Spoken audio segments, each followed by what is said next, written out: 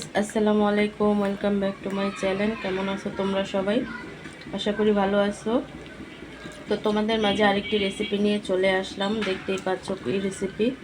তো এখানে আমি নুডলস নিচ্ছি। নুডলস রান্নার রেসিপি তোমাদের সাথে শেয়ার করব।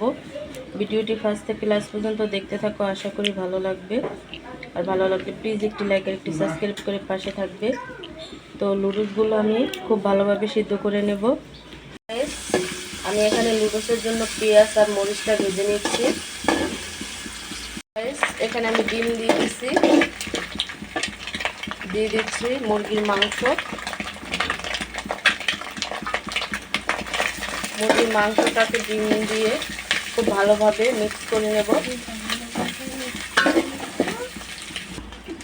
তো গাইস, এখানে আমি নুডলসটা দিয়ে দিচ্ছি, সিদ্ধ করা নুডলস। তো খুব ভালোভাবে উল্টিয়ে পাল্টিয়ে আমি নুডলসটাকে মিক্স করে নেব। তো গাইস দেখো, নুডলসটা কিন্তু হয়ে গেছে একেবারেই। তো আমি সব কিছু উপকরণের সাথে মিক্স করে নিচ্ছি খুব ভালোভাবে।